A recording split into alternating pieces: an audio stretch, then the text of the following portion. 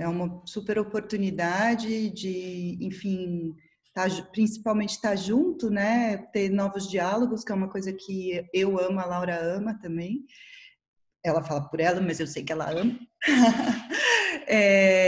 E então, em primeiro lugar, por isso, obrigada pelo interesse de conversar com a gente. Hoje vai ser muito uma conversa, a gente preparou coisas, mas a ideia é mesmo bater um papo. Então, obrigada por nos acolherem e obrigada pela iniciativa, que é, assim, de uma importância que não dá nem para falar, né? Muito, muito, muito importante mesmo. A finalidade e o processo, né? Quando a gente se articula em torno de temas como esse. Bom, a Célia já me apresentou, não vou falar mais de mim, vou deixar a Laura também dar boa noite aí, a gente começa com o conteúdo.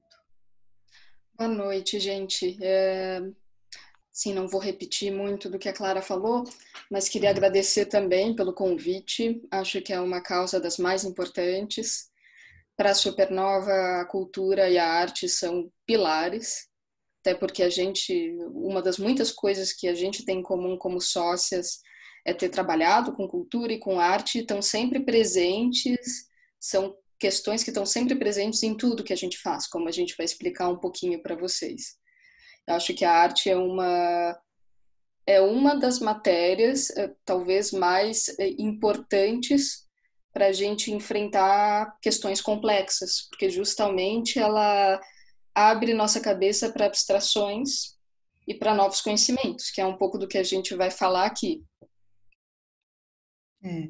Bom, a gente vai começar falando de alguns personagens que a gente entende que consolidam essa visão, né, desses repertórios diversos no processo criativo.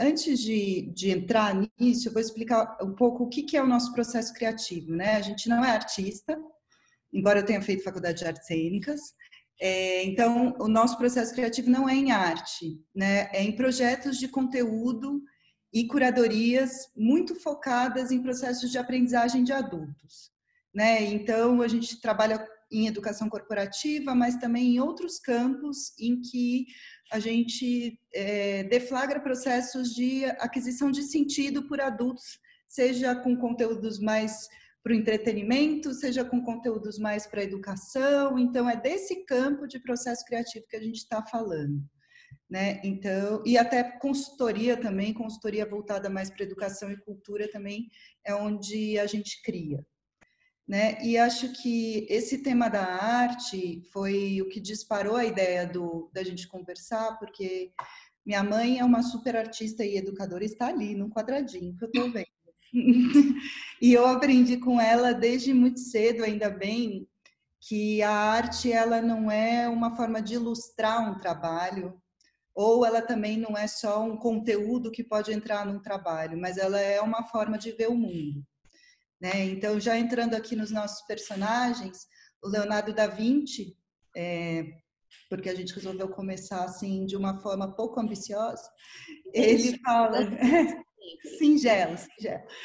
Ele fala que para desenvolver uma mente completa, estude a ciência e a arte. Estude a arte da ciência, aprenda a ver, perceba que tudo se conecta a tudo. Né? Tem um livro, tem uma forma que a gente gosta de acessar conteúdo, que são, enfim, livros que popularizam esses grandes autores, esses cientistas, esses artistas que às vezes se tornam um pouco herméticos e um pouco difíceis de acessar.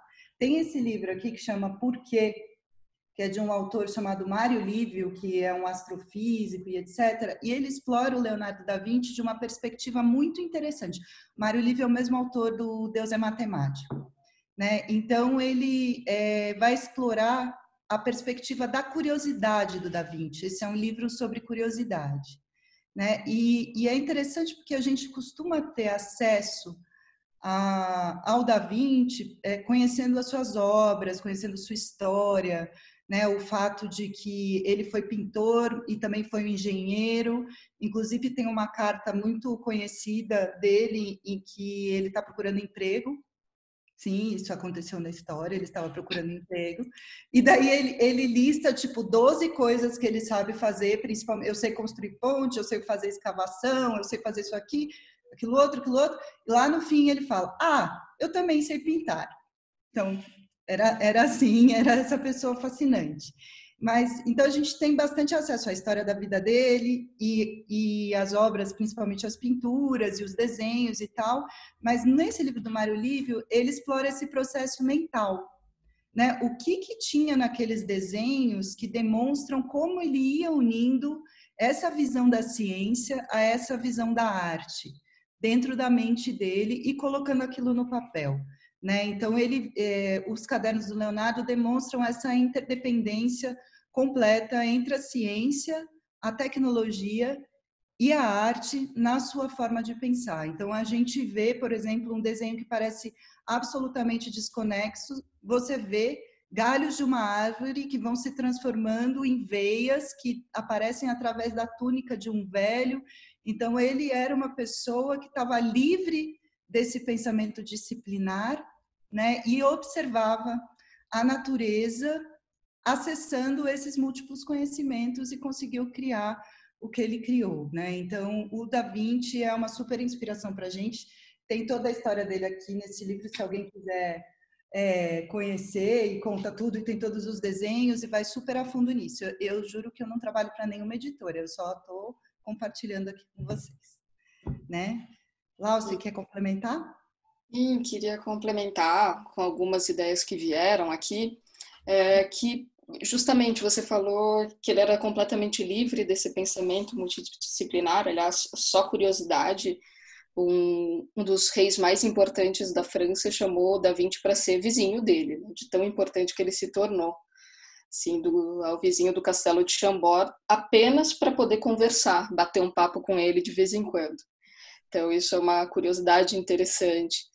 E a gente cresce muito com essa questão interdisciplinar, porque é a maneira como a gente forma nosso modelo mental, né? Então, a nossa educação toda é baseada num discurso do método, em que a gente tem uma caixinha para matemática, uma caixinha para biologia, uma caixinha para literatura, e dificilmente se faz pontes entre elas. A gente até tem um amigo, parceiro da Supernova, que é o Jacques Fuchs, que é um autor interessante, e ele fala muito, uma das matérias que ele estuda é literatura e matemática. Ele liga as duas coisas, ele faz um pós-doutorado nisso, já fez, aliás. E eu fico pensando que a grande filosofia, as grandes fontes de saber antes desse discurso do método eram todas conectadas. Primeira coisa, quando a gente começou a falar sobre esses encontros improváveis de matérias e de pessoas, foi pensar no Aristóteles, cujo professor foi apenas Platão.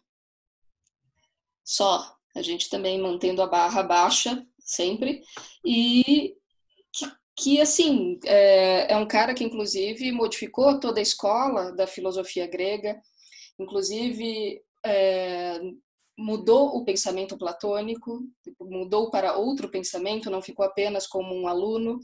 E eu tive uma aula de filosofia muito bacana sobre renascimento, em que a professora me falou algo muito interessante. Ela falou: os bons professores, os melhores professores, são aqueles que conseguem fazer com que seus alunos os superem. Então, assim, ela estava falando como os jesuítas foram excelentes professores para aquelas pessoas que fizeram renascimento depois. Ou como Platão foi um excelente professor para Aristóteles, justamente porque eles tinham um campo de aprendizagem que saía muito além das matérias. O Aristóteles teve uma base fortíssima de ciências, mas depois ele foi estudar estética, depois ele foi estudar teatro, depois ele foi estudar logística, porque para ele tudo estava englobado naquilo. Me veio também na cabeça uma série que é a Cosmos, do Carl Sagan. O Sagan é um astrofísico, um cientista, um biólogo, mas ele ficou famoso pela série. E a série só poderia ter sido feita com conhecimento de literatura, com conhecimento de comunicação, com conhecimento de arte. As pessoas se apaixonaram por ela não porque existiam 1000 fórmulas matemáticas, mas porque elas conseguiram ver sentido naquelas 1000 fórmulas matemáticas, porque aquilo se conectava com elas. E hoje um grande cara que eu acho que pega um pouco esse lugar do Sagan é o Neil deGrasse Tyson, que é um cientista, um dos poucos cientistas, pouquíssimos, infelizmente, cientistas negros, e que ele tem um grande papel de comunicador da ciência no mundo. E por que ele é tão interessante? Porque ele é um ótimo comunicador, porque ele é engraçado, porque você se diverte com ele. Ele tem, inclusive, um livro, que eu também vou fazer merchandising aqui, que é o Star Talk, que é tipo um aprender sobre o espaço, curiosidade de espaço, para pessoas que não sabem física, não sabem matemática. Então, só continuando nossos encontros improváveis, que não são tão improváveis assim, apenas tem barreiras entre eles. Esse seu exemplo me fez lembrar do outro personagem aqui desse livro, que o Mário Lívio, esse aqui, ele fala sobre curiosidade. O livro inteiro é sobre curiosidade.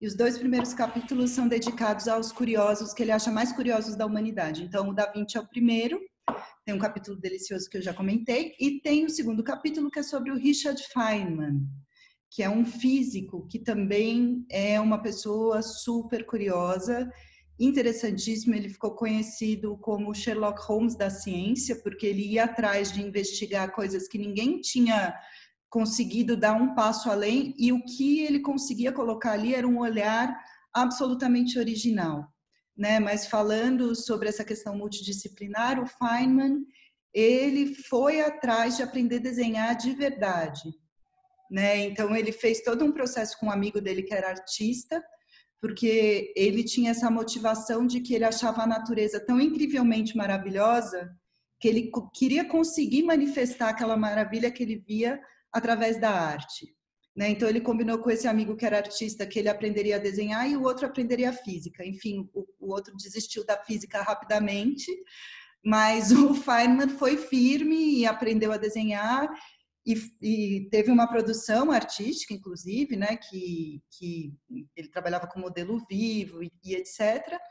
E o interessante é que um dos maiores legados que ele deixou para a gente, né, e para a ciência e etc., são os chamados diagramas de Feynman, que é uma representação pictórica do mundo subatômico invisível. E ele foi tão fundo na compreensão desses 2 campos de disciplina, da ciência e da arte, que ele conseguiu criar algo que ele chama de desenhos engraçados. Tá aqui.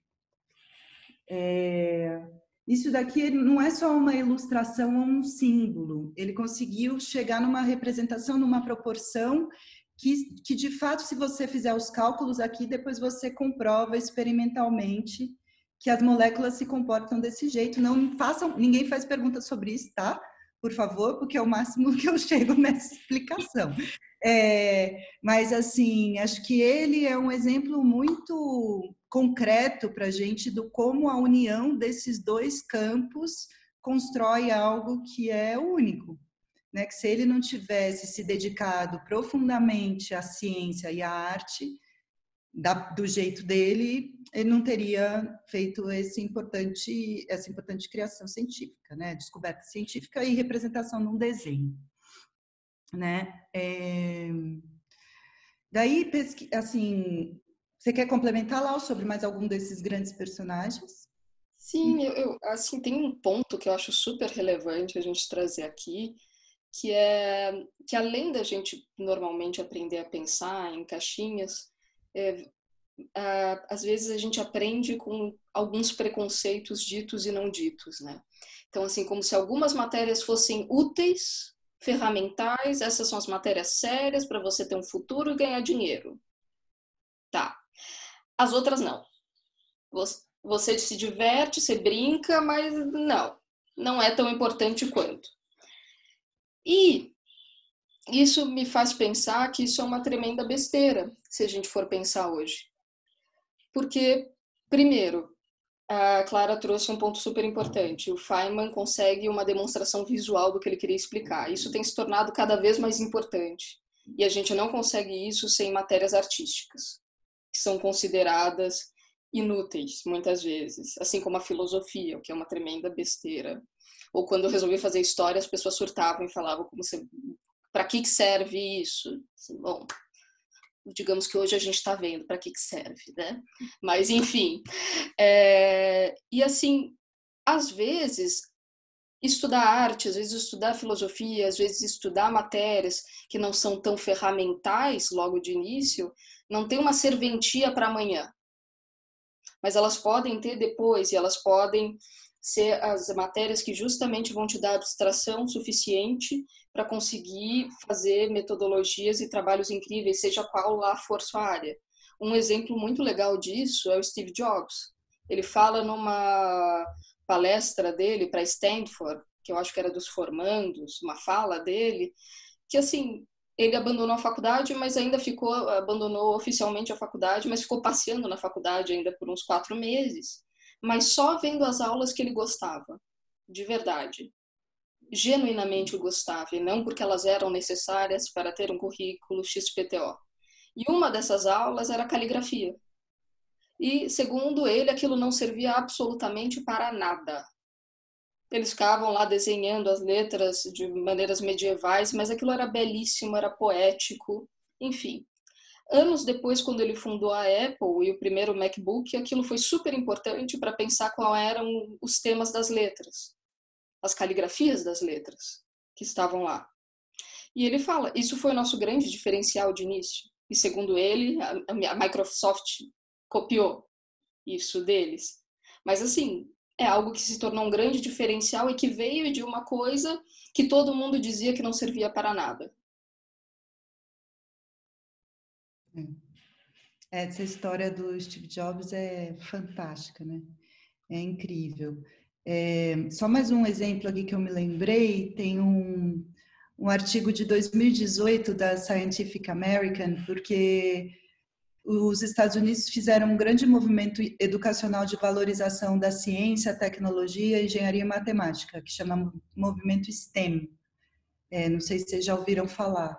E isso foi super importante porque, de fato, precisava fortalecer essas disciplinas para o desenvolvimento tecnológico, etc.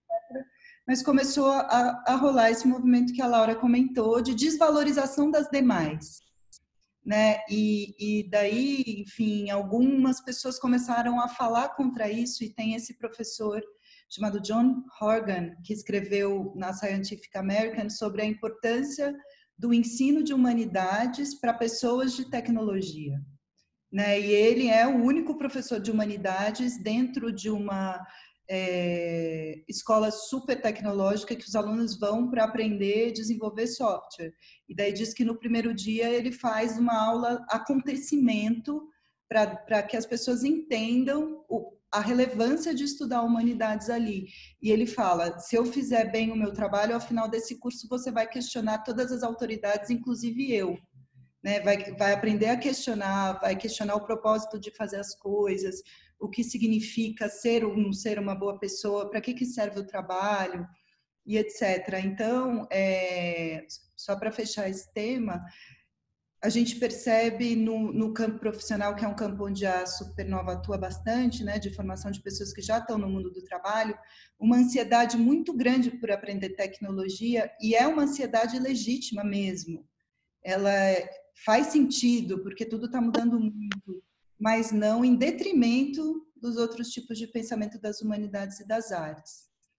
Né? E daí tem um artigo muito interessante que tem um autor que chama Michael Simons, é um americano, e ele estuda bem esses processos de aprendizagem ao longo da vida, aprender a aprender, como é que a gente pode aprender melhor e etc. E ele escreveu um artigo chamado Pessoas que têm interesse, têm muitos interesses, têm maior probabilidade de ter sucesso nas suas carreiras. Né? Tava em inglês, mas aí eu saí correndo, consegui traduzir. Então, vocês podem encontrar no Medium, enfim, no meu LinkedIn, está em todos os lugares. E ele vai um nível mais de detalhes sobre modelos mentais, sobre resultados acadêmicos, sobre inovação em negócios. Então, ele vai mais detalhado nesses resultados mesmo do que os polímatas, que ele chama, têm, significando as pessoas que dominam mais de uma disciplina. né? E eu também traduzi para a gente para poder compartilhar com vocês, mas também porque eu fiquei muito aliviada, porque parece que a gente está errado de ter múltiplos interesses, né? Em alguns momentos da nossa vida a gente se sente meio desajustado, mas poxa, você fez teatro e trabalha em banco. A Laura então deve ter ouvido milhares dessas. Então aqui nesse artigo vale a pena porque a gente vai entendendo com um embasamento maior assim esses temas que a gente falou e dá para reconhecer em vários desses personagens que a gente passeou esses elementos, né? Então, você quer complementar, Lau? Acho que Eu estava até pensando, você falou sobre essa questão da tecnologia, é algo que a gente enfrenta bastante, né? Essa ânsia por... Então, vou aprender a usar, vou aprender a fazer, vou aprender a... Porque, de fato, é legítimo, está mudando muito, mas eu acho que, às vezes, uma barreira que a gente quebra, né? Que a gente tenta quebrar quando a gente vai fazer um treinamento ou um desenvolvimento, alguma coisa, a ferramenta é uma coisa, mas fazer a pessoa entender onde ela está no momento da história, no momento do porquê que ela está se sentindo tão ansiosa e que as questões estão mudando muito rápido, é outra. E eu acho que é isso que esses encontros improváveis trazem. Se não sair só do âmbito da ferramenta, da tecnologia como ferramenta e não como algo, um vetor de mudança no mundo e na sociedade, as pessoas ficam eternamente numa roda de hamster, de ferramenta em ferramenta. E eu acho que isso nos leva àquela importância que a gente sempre fala, que a gente vai ter que estar sempre estudando. E estudando o quê? Muita coisa. Essa questão dos polímatas, né?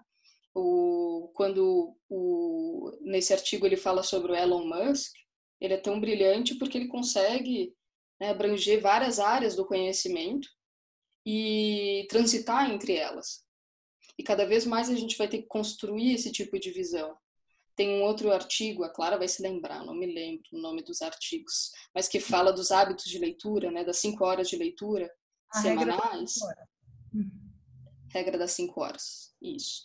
E ele fala que, gente, o Barack Obama lia 1 hora por dia. Não temos desculpa, né? Enquanto era presidente. Enquanto era presidente, né? Assim, 1 hora de leitura. Eu lembro também de uma palestra muito legal que eu vi com o CEO, na época era CEO, não sei se ainda é, da Amazon no Brasil, e ele falava que, assim, quando perguntaram para ele, foi uma palestra na FGV, então, todos aqueles jovens super ansiosos e super ambiciosos e super assim, né, o que eu vou fazer para chegar lá e ganhar meu primeiro 1 milhão aos 25 anos, eu estava um pouco destoada da população local ali, e eles perguntaram, mas o que eu tenho que ler, o que eu tenho que fazer para chegar lá?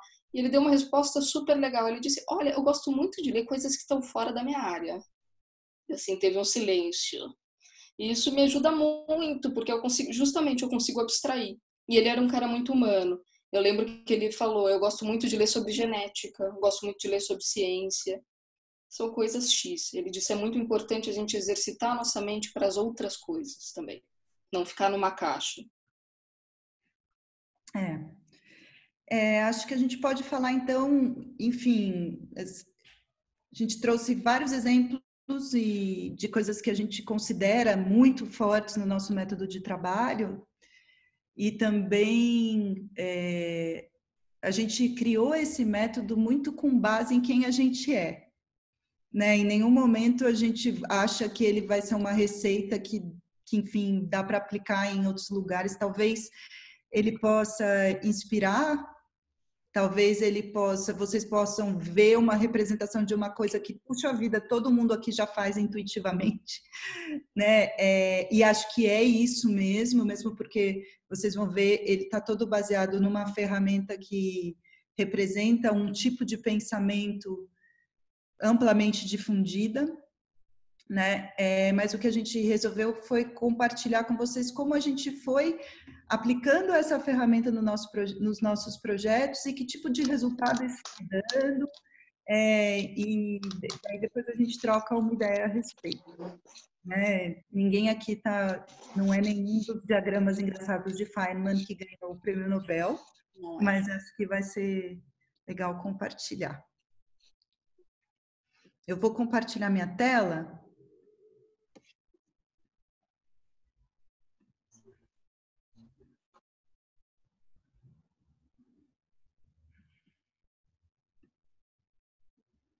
Vocês estão vendo minha tela, gente? Sim? Então, lá você vai me complementando, tá? Aqui, é só porque eu tô com o clique. A supernova, a gente... A gente padece muito dessa questão, né? Tipo, o que vocês fazem afinal? Mas qual a especialidade de vocês? A gente teve várias conversas, porque o nosso negócio principal, assim, em termos de girar projeto e tal, é de educação corporativa, mas a gente decidiu não se posicionar assim, né? Então, a gente funciona e trabalha em torno desses 3 pilares: curadoria, e aí curadoria de conteúdo, que eu sei que aqui tem uma super curadora de arte, conteúdo e inovação. E esse aqui é um pouco o nosso campo de atuação, né? Então, a partir de arte, conhecimento e criatividade, que são o coração do que a gente faz e do que a gente se alimenta sempre, saem essas possibilidades de manifestação em projeto. Então, elaboração de conteúdo que vai desde fazer vídeos de comunicação interna ou externa de empresas, até curadoria de conteúdo para aprendizagem, toda essa parte de lógica e conceito é quando a gente faz consultoria, e daí a gente vai mostrar aqui para vocês um case de consultoria, projetos especiais em que a gente une arte e educação e várias questões desse tipo. Esse é o nosso lema maior, assim, né? O slogan, a frase da empresa tudo é sentido, e a gente gosta muito dessa também, que é provocar é preciso. E partindo muito desses personagens inspiradores e dessas questões que a gente trouxe anteriormente, é o que a gente procura atuar em toda demanda que chega para a gente, né? Então, a gente de fato acredita que quando uma empresa tem um problema, a solução ela ainda não existe. E a solução ela não é única, né? Se for, não era para a gente a demanda. Mas se for, por exemplo, eu preciso de 20 copos d'água, 20 copos d'água, né? Tem envolvidos, mas sempre as coisas chegam para a gente de um jeito diferente, que tem vários caminhos para a gente seguir, né? Então, a gente acha que esse percurso, buscando a distância mínima entre os 2 pontos, ele não vai construir o resultado que a gente deseja. E esse aqui é um slide que a gente sempre mostra para os nossos clientes, porque dá uma a gente tem uma cabeça de que se você não tem a resposta imediata, você não sabe o que você está fazendo. E não é bem assim, né? A gente tem um processo. E o processo, o grande referencial metodológico que a gente usa é esse duplo diamante, que representa o pensamento do design. Ele foi criado pelo Design Council na Inglaterra em 2005, e tem várias evoluções, né, desse frame aqui. Tem um que é o triplo diamante, tem um outro que tem vários pontilhados em volta, mas o que a gente gosta de usar e o que a gente vê que deflagra bons diálogos com os clientes é esse frame aqui. Principalmente porque a gente tem aqui essa abertura e esse fechamento, né? Então, lembrando que a gente não está falando de um processo de pensamento linear, a gente está falando de um processo de divergência de pensamento e de convergência de pensamento que estão dentro de um processo previsto, né? Então, quando eu recebo uma demanda, um problema, eu não parto do princípio que eu já entendi, né? Eu vou sempre abrir aquele problema, abrir num processo de divergência. E aí que entra a relevância desses múltiplos repertórios, né? Porque às vezes a gente o projeto é de comunicação para executivos. puxa, a gente foi lá no jornalismo buscar referências de comunicação para criar um treinamento. Eu não fui, né, no comunicação para executivos by the book. Mas isso, até eu chegar no jornalismo, que foi a redefinição do meu problema, eu tive que divergir muito, divergir muito. A sabedoria está em conseguir achar a hora de fechar, né? Porque senão nós aqui podemos ficar divergindo forever. Ainda bem que a gente tem uma outra nos processos. Exatamente.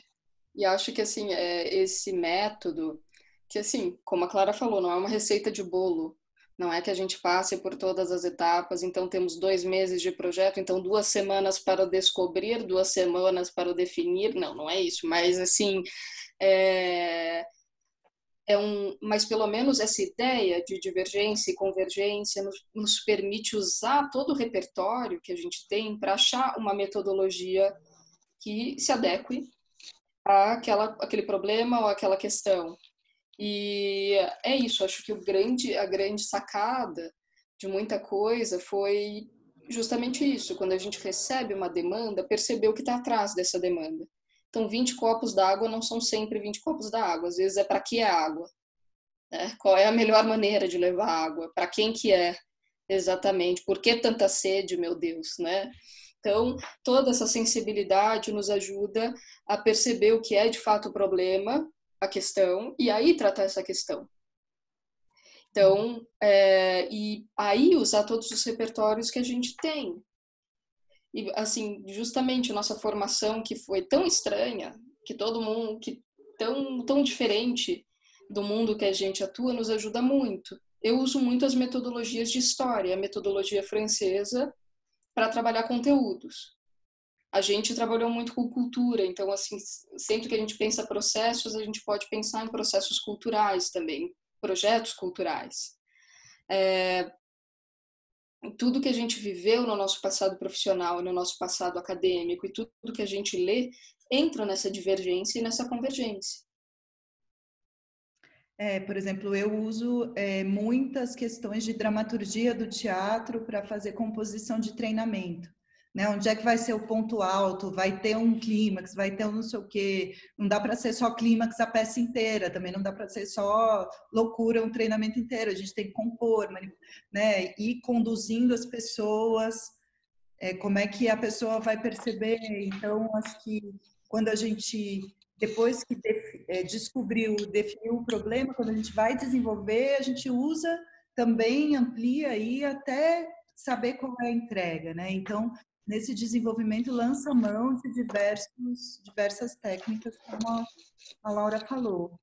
Tem uma que a gente adora, que é morrer de rir várias vezes, né? Então, todas as nossas reuniões, a gente precisa dar uma limpada na cabeça e a gente foi percebendo, fazendo, o quanto que isso acabava influenciando no resultado, porque destrava o pensamento. Então, a gente blasfema com a situação do país, mesmo que você está atrasada no projeto, entendeu? É importante esse momento de abertura para soltar essa ansiedade que faz a gente querer ir direto para a resposta certa.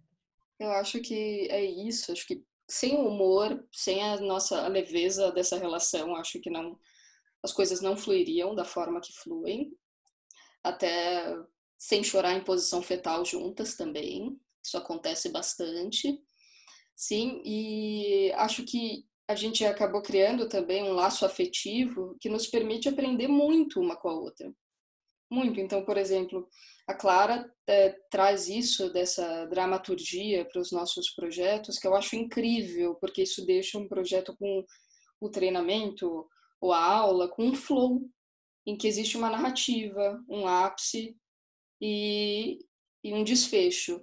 Eu, para mim, tenho uma cabeça de historiadora, que tem que ter um contexto, tem que ter uma organização que as pessoas entendam uma linha de pensamento. Mas, por mim, com a minha cabeça de historiadora no início, se houvessem 47 slides só de texto, tá bom. Tá sucesso, entendeu? E ela foi me ensinando que não tá sucesso, sabe? Ninguém é obrigado a isso, sabe? Que não é só conteúdo que é importante, tem que ter forma. E isso me abriu uma outra perspectiva.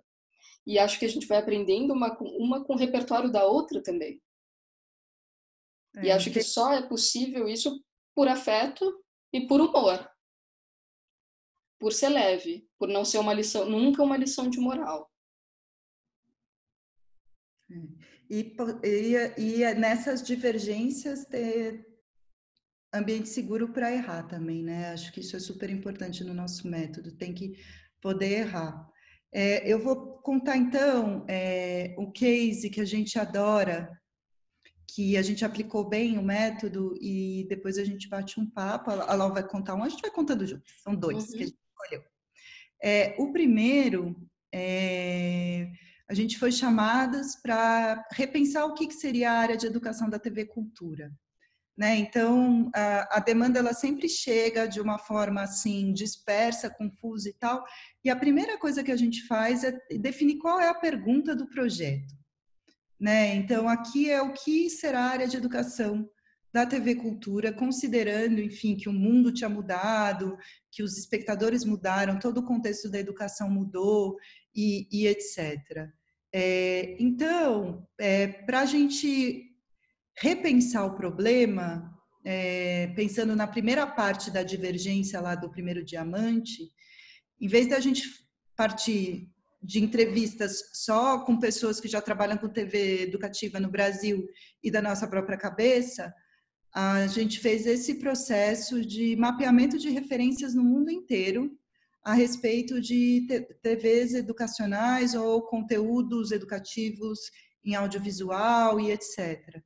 E daí a nossa abordagem é sempre criar uma estrutura em que essa pesquisa vai fazer sentido para o cliente e de uma forma que depois a gente consiga aplicar no projeto, que também não fique lá um relatório imenso, incrível, como elas pesquisaram, e a gente não consiga aplicar. Então, a gente criou essas categorias, então, referências em inovação da cadeia de valor, que era uma questão importante para eles, novas demandas, formato, linguagem, modelos de negócio, TVs públicas, e a pesquisa foi feita em 4 línguas, brilhantemente pela Laura, e referências de 16 países e etc. Então, quando o cliente nos fez essa pergunta, a gente falou, tudo bem, mas eu preciso fazer essa divergência antes de sair respondendo o que era, né? E depois, para redefinir o problema, então, a gente usou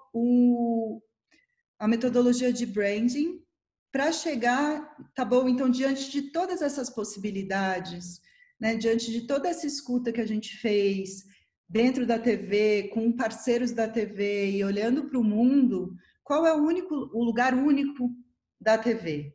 Né? E daí a gente construiu junto com 2 parceiros incríveis, que a gente não tem esse know-how de branding, mas eles têm, que são o Fernando Andreas e o Pedro Matos, que tem uma empresa que chama Rebu. A gente construiu, então, esse posicionamento, né, dessa área da TV Cultura, que é esse tudo de novo, né, que é renovado, é novo, mas é de novo porque afirma uma identidade que já foi. Né? E aqui a gente traz todos os atributos e etc. Isso aqui é um material interno que ficou para eles de trabalho. Mas não bastava a gente entregar isso, né? A gente precisava ajudá-los a como a gente põe isso em prática, então. E daí a gente fez diversos workshops com eles, fizemos essa divergência, como que a gente vai transformar isso em produto. E ao final a nossa entrega, além do posicionamento, foram alguns frames que a gente criou na maneira de colocar, de realizar aquele posicionamento na prática. Né? Então, a gente deixou com eles algumas ferramentas de trabalho que a cada projeto eles vão lá e olham o passo a passo para não perder de vista e ficar o posicionamento na parede entregando uma coisa que não combina com aquilo. Então, e daí, enfim, aqui a gente usou o nosso repertório super de pesquisa da Lau e de design também, de design thinking e de várias outras fontes, e cumpriu o duplo diamante dessa forma, né? A gente executou um método assim. E trouxemos muito da visão provocar é preciso em todas as etapas, porque inclusive na pesquisa, que poderia ser algo como a Clara falou, vamos falar então com quem faz TV no Brasil, tudo, o que a gente pensou? Como que a gente pode surpreender, trazer coisas diferentes? Assim, que no mundo, assim, os jovens e crianças estão amando, que é educativo, mas que não precisa ter a linguagem vista como educativa todo o tempo. Então, tem canais, por exemplo, como Now You See It, é um cara que pega trechos de filmes e ele analisa. E ele vai te dando uma análise do filme fantástica, falando sobre humor, falando sobre história. Tem um canal francês que a gente trouxe também, que se chama Et puis on s'en fout, que é tipo A Gente Nem Liga. São dois jovens assim maravilhosos e que eles falam assim sobre eles têm temas assim, os políticos, os seios, as mulheres, e aí a cada episódiozinho que dura 10 minutos, obviamente eu fui ver os dos seios, né? Quando eu vi, eu disse, preciso ver o que eles estão falando sobre isso. Ele falou brilhantemente, de uma maneira muito engraçada, muito jovem, muito incrível, sobre os seios na história da arte. E ele ia abordando, na verdade, o que é um padrão de beleza na história, como a estética foi mudando na história, quem eram os artistas, Ele deu uma aula fantástica de história da arte e de feminismo, inclusive. E ele sempre termina com a frase "Puis on s'en fout", mas a gente nem liga, porque na verdade você pode ser o que você quiser. Então, além de tudo, ele terminou com uma mensagem de empoderamento. Então, o provocar está em todas as etapas. E agora a gente vai falar de um outro projeto que a gente adora, que foi um dos primeiros filhos nossos, né, Clara? Da Supernova, que muito, muito legal, que é o Criamundo. O Criamundo é um programa de diálogos improváveis sobre criatividade. Olha aí, a gente de novo com os diálogos improváveis. E, como a Clara falou, vem uma demanda e a gente traz uma pergunta. A demanda foi do Bruno Assami, amiguíssimo nosso, querido da Unibis Cultural, e, aliás, uma das pessoas mais fortes da cultura nesse país, que falou para mim um dia: Laurinha, quero que você faça um talk show. Eu disse, mas sobre o quê? Ele decide aí. Disse, ok.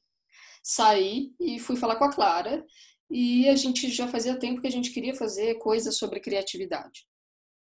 Aí a gente, ok, um talk show sobre criatividade, mas e aí? O tema tá amplo. Então a pergunta foi, como desmitificar a criatividade? Porque parece que ela foi sequestrada, né?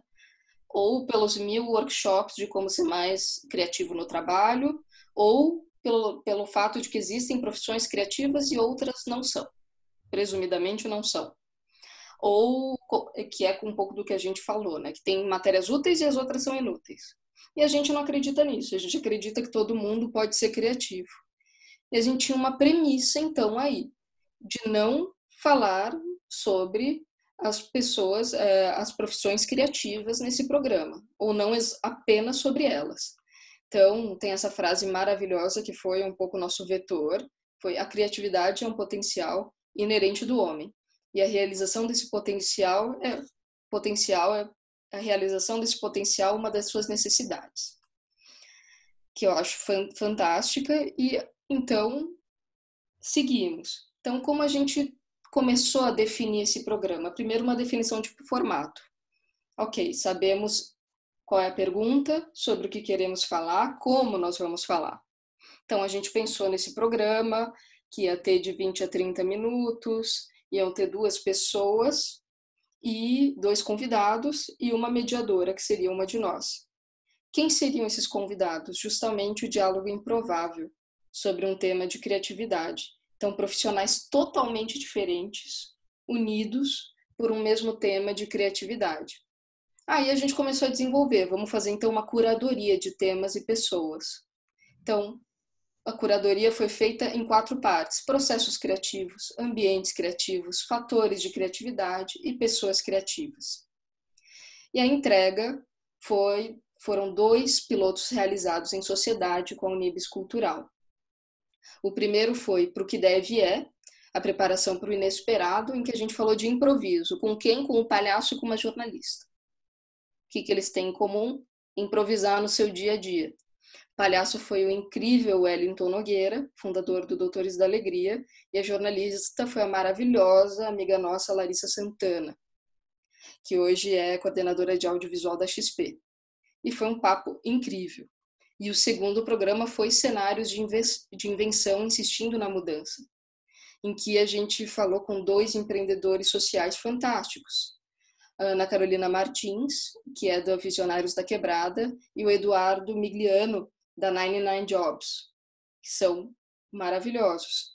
Então, como que a gente conseguiu fazer tudo isso, todas essas etapas? De novo, provocar é preciso. Quando a gente resolve desmitificar a criatividade numa sociedade que endeusa, que ainda tem muito esse mito da criatividade, a gente provoca outros pensamentos e a gente provoca essa sociedade dizendo que todo mundo pode ser criativo e isso é um valor no nosso mundo do trabalho, isso não pode ser sequestrado por uma elite, seja ela financeira ou intelectual, e que todo mundo tem a capacidade de reinventar a sua realidade. Isso é muito provocador.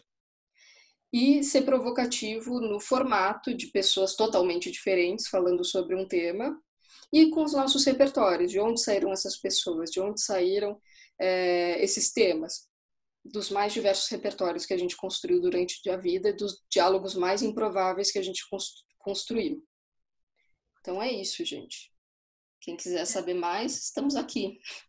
Eu acho só complementar sobre o Criamundo, eu acho que ele é um bom exemplo de quando a forma provoca o conteúdo, né? A curadoria das pessoas e a nossa decisão de não ir assim, a criatividade no marketing, a criatividade na escola, a criatividade, né, de pensar de outra forma, tipo, vamos pensar em princípios que unem as pessoas, e daí o diálogo em si, ele é deflagrado ali, ele comunica tudo isso que a Laura falou. Né? A gente não precisa falar a criatividade pertence a todos, aquele encontro, aquele diálogo no conjunto passa essa mensagem e as pessoas saem com isso, cada uma com o seu repertório. Né? Mas conseguir não ser literal também é algo que a gente tenta provocar. Então, só complementar nesse sentido. Bom, a gente tinha preparado esse conteúdo, agora a gente vai conversar. Agora legal, gente, foi muito incrível, assim, conhecer o trabalho de vocês, né? E a potência, né, dessas metodologias que entendem o mundo como um todo, né, e não fraccionado, né? Eu tenho uma disciplina na universidade, aqui na Univap, que eu dou arte contemporânea, ensino de artes e tudo, e tem uma disciplina que é interdisciplinar, projeto interdisciplinar, né? E eu converso muito com eles, assim, o quanto a nossa sociedade ocidental se esforçou por compartimentar, a ponto que hoje a gente precisa ter um compartimento para descompartimentar, né? E a gente hoje realmente precisa disso, né? Uma das coisas que me marcou muito, bom, várias coisas me marcaram bastante, mas, né, a gente pensar assim, por que a gente precisa tanto da tecnologia, né, e desse lado mais tecnológico e científico no mundo, que sim, precisamos, mas sempre em complementar as artes, as humanidades, ao pensamento, à filosofia, né? E acho que é uma coisa básica que é pensar, a gente quer ser usado pela ferramenta ou quer usar a ferramenta? Né? Então, aí que é o grande pulo, né? De você saber fazer perguntas, né? Vocês falaram, né? O projeto começa entendendo qual é a pergunta do projeto, né? Eu trabalho muito com curadoria, eu achei ótimo porque eu começo assim também, qual é a pergunta? Mesmo que isso depois não apareça, né? Mas é o que leva ao trabalho, né? E para você aprender a fazer perguntas é um exercício do pensamento e da criatividade também, você imaginar perguntas, né? Que podem te levar depois às respostas, assim. Achei muito incrível. Legal. A Lindsay está comentando aqui no chat. Como se vocês quiserem abrir um pouquinho o microfone para colocar alguma questão, acho que podemos, não somos muitos, acho que a gente não vai criar uma grande confusão e a gente também gerar assim, alguma proximidade. Se quiserem ligar também as camarazinhas também, agora no final, para a gente se ver também. Depois a gente quer fazer uma selfie geral também, se quiserem animar um pouquinho. Mas além de você estava perguntando, né, sobre a questão de várias áreas usar o design thinking, né? Cada vez mais essa urgência, né, de aplicar em várias. Eu uso muito também nas salas de aula, assim, né? para descompartimentar a forma de aprendizado, né? Eu preciso fazer isso enquanto professora e preciso o tempo inteiro estar trabalhando isso com os alunos para a gente ampliar, né, os métodos de aprendizado, né, de conhecimento. Eu acho que o design ele tem essas representações visuais que ajudam a gente a não esquecer de coisas que a nossa cultura educacional faz com que a gente desconsidere quando a gente vai fazer um projeto, né? Então, o design ele tem esses dispositivos que ajudam, tipo, pensa na pessoa, né? Parece óbvio, pensa na pessoa. Ok, depois que eu aprendi que eu tenho que pensar na pessoa, fica natural, mas enquanto o normal não é assim. Você pensa primeiro no processo, você pensa primeiro no conteúdo, depois você pensa na pessoa. E o design te obriga, tem uma série de frames que te obrigam a não esquecer de detalhes tão fundamentais como esse Então, a gente também não se considera designers, mas a gente puxa coisas daí. E acho que uma coisa que a Lindsay trouxe na pergunta que é interessante, que assim, tá sendo usado, assim, é claro que é muito importante, é isso que a Clara falou, é não esquecer o óbvio, né? Assim, assim, me parece evidente que você tem que pensar na criatura ali para qualquer produto ou serviço que você vai criar, né? Mas assim, além disso, eu vejo por uma questão cultural também, e por uma cultura que vai além da educação, as pessoas desesperadas pela receita de bolo. Então, é o design thinking, agora é o design thinking. O design thinking vai me salvar. Então, são as metodologias ágeis. Agora, a empresa inteira vai mudar para a metodologia ágil, porque é a nova solução. A gente está sempre procurando um Messias, né? Enfim, a gente foi ensinado assim, a gente procura o Messias na religião, na vida, nos pais, enfim. Então, por que não? Por que a gente não procuraria na metodologia? Assim, né? Então, não, mas é nosso modelo mental. Agora, assim, o que eu vejo também é que isso de não esquecer o óbvio sempre é muito interessante. Eu acho que as pessoas numa cultura corporativa, muitas vezes, não sempre, estão muito, muito, muito engessadas. Assim, né? Então, quando você traz coisas que são um pouco diferentes, elas já se sentem, às vezes, um pouco fora da zona de conforto, né? A Karine, que está aqui, que é uma grande amiga nossa, ela ri até hoje porque uma vez a gente saiu de uma reunião, eu falei, Karine, isso daqui é puro Foucault, né? Ela falou, E assim, me parecia óbvio que aquilo era uma estrutura de controle, né? Mas muitas vezes essas estruturas muito engessadas te fazem esquecer o óbvio. Isso, as pessoas se sentem ameaçadas. Grande Andréa, aqui. E qual que é a experiência de vocês, assim, com relação aos clientes, né? Porque já estou imaginando o cliente achando que você vai chegar com um pacote formatado, né? E que vai entender tudo rapidinho, que vai ter aquela questão dos prazos, né? Da entrega, né? Como é que vocês trabalham isso com o cliente para poder flexibilizar essa ânsia, né? De um resultado muito objetivo e previsto?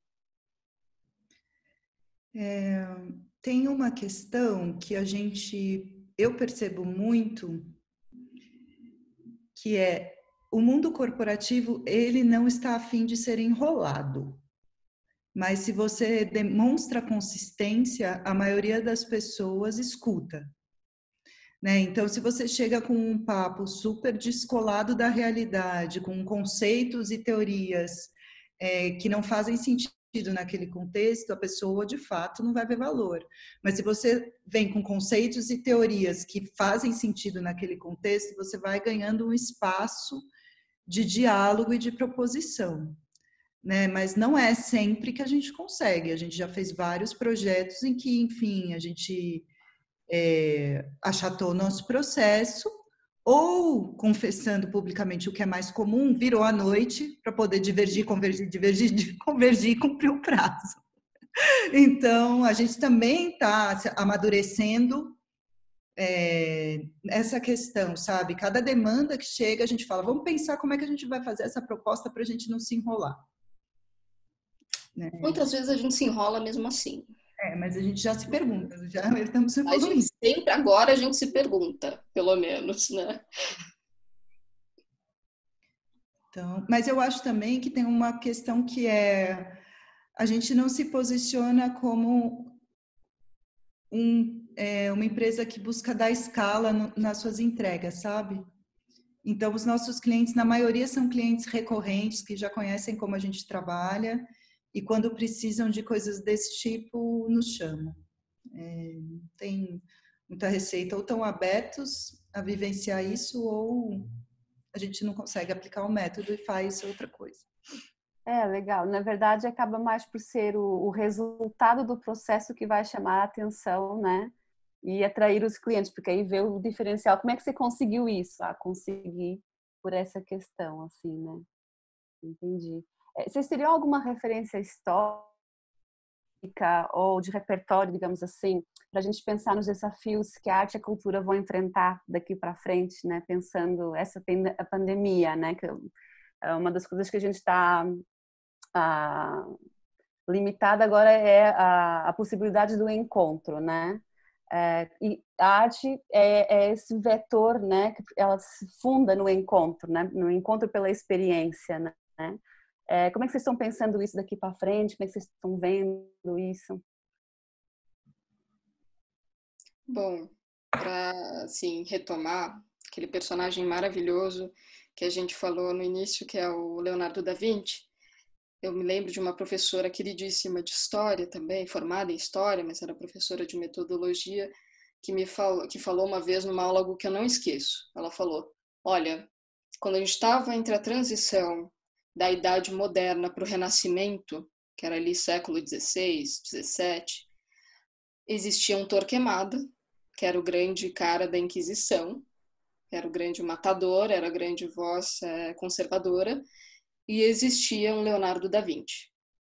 A gente está num momento em que existem Torquemadas e Leonardos da Vinci. A gente sabe muito bem de qual lado a gente está e qual prevalece.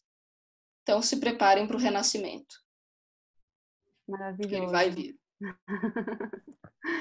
Muito bom, muito bom. Acho que terminamos em cheio aí com uma frase. Bom, toda a palestra, a conversa de vocês foi super inspiradora e sem dúvida essa resposta nos leva para frente, com certeza, né? E acho que você falou uma coisa que a gente consegue ver de fato, né? A gente está vendo isso, né? A gente está sentindo, né? Então... Muito bom. Vocês querem comentar mais alguma coisa? Para se ninguém mais tem perguntas aqui.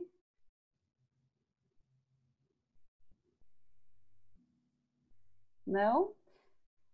Bom, então é isso, gente. Obrigada a todos pela participação, em especial vocês as duas, por nos dedicarem esse tempinho aqui para a gente. Foi maravilhoso, né? Pudemos repensar. Com certeza eu vou usar muito os conteúdos que vocês trouxeram aqui. E vou também aconselhar para algumas empresas a Supernova, com certeza. Essa metodologia precisa se expandir muito. Vou convidar a todos para continuarem acompanhando a programação do festival. Amanhã a gente tem um dia cheio, um dia incrível, que eu estou até nervosinha só de pensar. A gente vai começar às 15h com uma oficina de arte do Michael Silva. Depois, logo em seguida, às 16h, a gente vai ter uma conversa sobre arte e saúde em tempos de Covid, com a Paula Carnevale, a Sandra Meno Sampaio e a Vanessa Siqueira. Então, a gente tem 3 áreas aí da saúde, né? Saúde pública, a psicologia, a terapia e a arte da música, né? Como é que isso está funcionando agora nesses tempos. Às 6h, a gente tem um maravilhoso live show com Blues Beatles. Estejam atentos para descontrair também, né? Depois, às 7h, a gente tem uma palestra com Daniele Torres sobre os desafios da captação de recursos, né? Que é uma coisa que a gente precisa pensar também aí, como dinamizar essas questões e expandir também esse conhecimento, tornar isso mais acessível. Às 9h, a gente tem um show, uma conversa, na verdade, com Vozes Negras Importam, o tema é esse, Ellen Oléria, Tis Paulino e Darren Milling, com a mediação do Adriano Pereira, desculpem. Não perder esse papo urgente, né? E tão atual. Às 10h, a gente tem uma atividade infantil, que são os contos para dormir, que na verdade está tendo todos os dias, né? Já começou ontem, hoje vai ter também. Os contos para dormir, Bom Dia com Todas as Cores com o Caramel. Vale a pena, relaxa bem depois desse dia intenso de palestras, conteúdos. A gente pode relaxar com esses contos para dormir. Tá bom? É isso, gente. Muito obrigada mais uma vez, obrigada a vocês duas e a todo mundo. E continuamos juntos essa semana intensa. Beijo. Obrigada, gente.